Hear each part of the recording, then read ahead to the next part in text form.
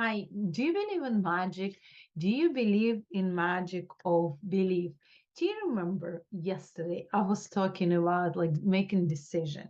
And how long you going to try if you have a goal and you need to pass exams or do you have a licenses, how long you going to try to get this? And you know what? Today I was listening to Tony Robbins and he said, it's a Mel Fisher.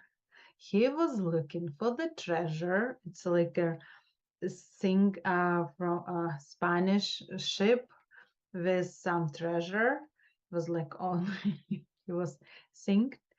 And Mel Fisher, what do you think? How long he was looking for this treasure? 1 year? 2 years? No, it was 16 years. And stay with me. I'm going to give you like three reasons why people keep going. And we are going to read the story 3 feet from gold. One of the most common causes of failure is the habit of quitting. When one is overtaken by temporary defeat, every person is guilty of these mistakes at one time or another. An uncle of R.U. Darby was caught by the gold fever in the gold rush days and went west to dig and grow rich. Not think and grow rich, dig and grow rich. He had never heard that more gold has been mined from the brains of men that has ever been taken from the earth. He staked a claim and went to work with pick and shovel. The going was hard, but his lust for gold was definite. After weeks of labor, he was rewarded by the discovery of shining ore. He needed machinery to bring the ore to the surface. Quietly, he covered up the mine, retraced his footsteps to his home in Maryland, told his relatives and a few neighbors of the strike. They got together, they put money for needed machinery, and it was shipped. The uncle and Darby went back to work the mine. The first car of ore was mined and shipped to a smelter. The returns proved they had one of the richest mines in Colorado. A few more cars of that ore would clear the debt. Then would come the big killing in profits.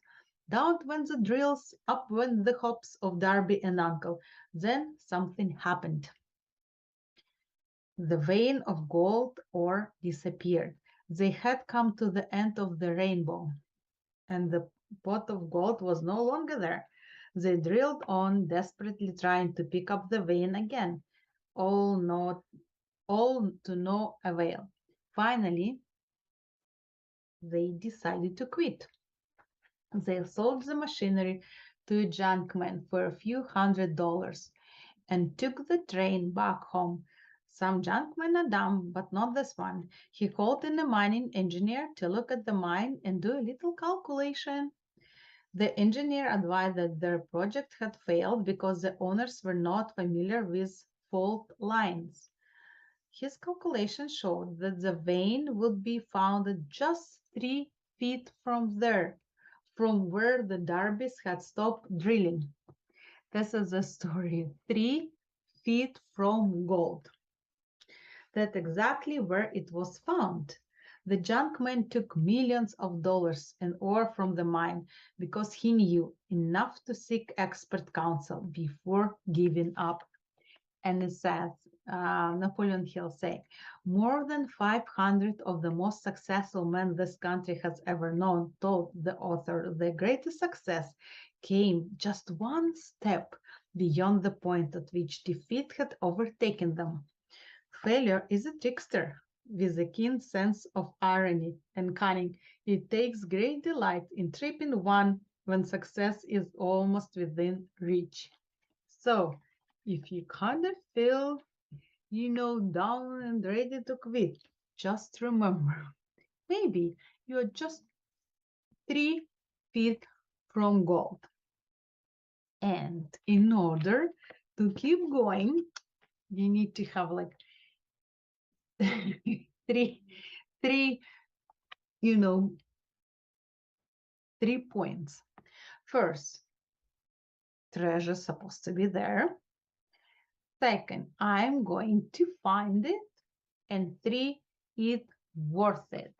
So if rewards is bigger than the problem and challenges and hard times, and reward is way bigger, so you keep going. If you know exactly treasure there, you'll keep going. And who is not if you will find this treasure? So